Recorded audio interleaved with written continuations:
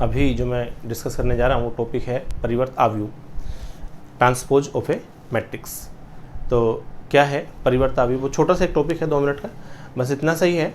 कोई आव्यूह है, ए है मान लीजिए, कोई आव्यूह दे रखा है, उसकी पंक्ति और स्तंभों को परस्पर संगत रूप से, ये महत्वपूर्ण चीज़ है इसमें कि संगत रूप से बदल दिया जाए तो जो आव्यूह प्राप्त होता है वो मूल आव्यूह का परिवर्त कहलाता है। कुछ नहीं करना है, बस पंक्ति और स्तंभों को आपस में बदलना है। ये चीज़ यहाँ पे है कि इनको संगत रूप से बदलना है। ये चीज़ इसमें महत्वपूर्ण है कि संगत रूप से, यानी जैसे पहली पंक्ति है उसको पहला स्तंभ बना दिया जाएगा, दूसरी पंक्ति को दूसरा स्तंभ बना दिया जाएगा, तीसरी पंक्ति को तीसरा स्तंभ। तो कुछ नहीं करना, सिंपली जो पंक्तियां, जैसे पहली पंक्ति जो हॉरिजॉन्टल लिखी हुई है उसको वर्टिकल में बदल देना है।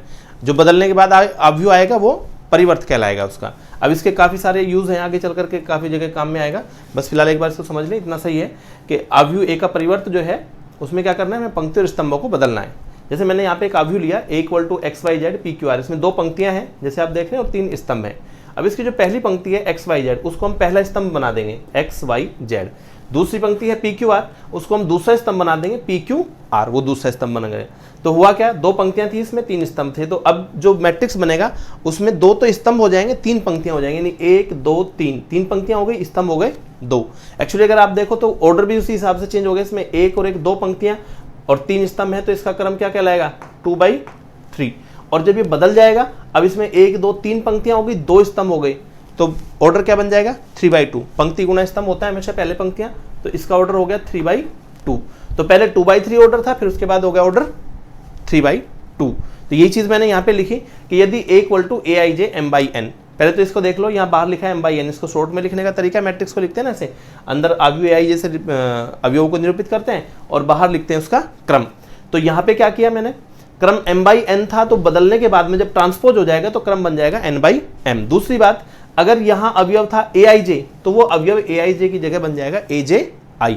स्वाभाविक सी बात है। जैसे मान लो मैं इस वाले अवयव की बात करता हूँ, ये y है, ये y को आप देखो यहाँ पहली पंक्ति में है और दूसरे स्तंभ में है, तो पहली पंक्ति दूसरा स्तंभ, इसका मतलब क्या हुआ, ये y जो है ये है आपका, ये y है आपका A पहली पंक्ति दूसरा स्तंभ, तो इसको 1 2 कह सकते हैं, A1 2।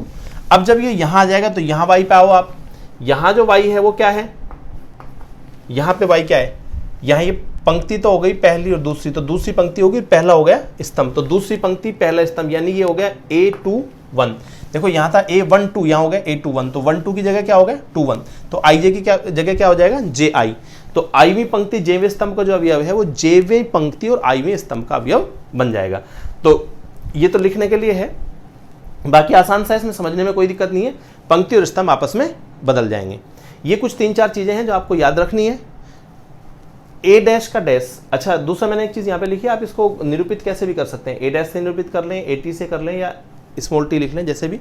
तो मैं A' से ही निरूपित करता हूँ, मुझे आदत में वही है, जनरली बुक्स में A' मिलता है, A' AT दोनों चलते हैं, तो जैसे आपको कन्वीनियंट लगे, या कन्फ्यूज भी होने की जरूरत नहीं, किसी बुक में AT लिखा मिल सकता है, किसी में A' मिल सकता है। तो चलिए बात करते हैं, ये कुछ इंपॉर्टेंट चीजें हैं। A' to डैश, मतलब A' का भी डैश एक बार परिवर्त करें, उसका फिर वापस परिवर्त करें तो वो A ही बन जाएगा। ये बिल्कुल सिंपल सी चीज़ अपने आप समझ में आ जाएगी। जैसे मैंने इसका परिवर्त कर दिया, ये A' निकल गया, मैं इसका एक बार और परिवर्त कर दूं इसका, तो इस वाले का अगर परिवर्त करूं, जैसे ये A' था, इसका एक बार और डैश निकाल दें, तो एक बार और डैश इसका निकलेगा, तो क्या हो जाएगा, इसी का परिवर्त। अब देखो इसकी पहली पंक्ति है XP, पहली पंक्ति XP, तो पहला स्तंभ बन जाएगा XP। दूसरी पंक्ति YQ, तो दूसरा स्तंभ बन जाएगा Y, दूसरा स्तंभ बनेगा YQ, तो दूसरा स्तंभ हो गया YQ। फिर उसके बाद तीसरी पंक्ति ZR, तो तीसरा स्तंभ बन जाएगा ZR। और आप ध्यान से देखो ये वापस A बन गया, XYZ PQR, वैसा का वैसा ही हो गया, XYZ PQR, तो ये वैसा ही बन गया। तो A' का डैश करें तो वापस A हो जाएगा। तो ये तो था पहला नियम। दूसरा है K A', K यहाँ पे जो है कोई भी कॉन्स्टेंट हो सकता है। K क्या है, कोई कुछ भी, कोई कॉन्स्टेंट है, कोई वास्तविक संख्या, कुछ भी हो सकता है, ठीक। तो मैं K की अगर बात करूं तो K जो है वो कांस्टेंट है, अचर है, किसी अचर राशि से गुणा की है, और गुणा करने का मैंने पहले बताया हुआ आपको।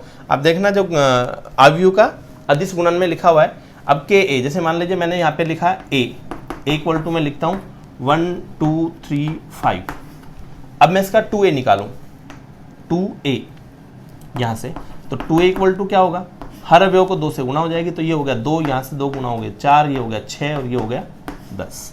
अब मैं इस 2a का डैश निकालूं, 2a के डैश में क्या होगा, पहली पंक्ति 2 4 तो पहला स्तंभ बन गया, 2 4 6 10 तो बन गया दूसरा स्तंभ, 6 10 हो गया। दूसरी बात a डैश निकालू, देखो मैं इसका a डैश इसी का ही यहाँ निकाल देता हूँ। a डैश इक्वल टू क्या होगा, 1 2 तो बन जाएगा पहला स्तंभ, 3 5 बन जाएगा दूसरा स्तंभ। अब आप इस a डैश का 2 गुना करें, 2 गुना a डैश इसका, जब इस a डैश का आप 2 गुना करेंगे तो क्या होगा, क्या था, ये 1 3 था, यहाँ पे 2 गुना होगा तो 2 3 2 6 और ये 4 और ये 10। तो देखो ये दोनों चीजें सेम आ गई। तो 2a का डैश कर लो चाहे a डैश का 2 गुना कर लो, ठीक। तो ये है कि अगर किसी अचर से गुणा करके उसका परिवर्त किया जाए तो परिवर्त का उतने गुना हो जाता है। तीसरा है ऐसे ही a प्लस बी का होल डैश, सिंपल सी, आप इनको वेरीफाई खुद ही करके देख सकते हैं। दो अवयवों को जोड़ दें, जोड़ करके उसका परिवर्त निकाल लें, या दोनों के परिवर्त को जोड़ दें। ये ज़्यादा इंपॉर्टेंट है चौथे वाला, ए बी का डैश, ये इंपॉर्टेंट चीज़ें हैं। ए बी का होल डैश इक्वल टू होता है बी डैश ए डैश, यानी इनका क्रम बदल जाता है।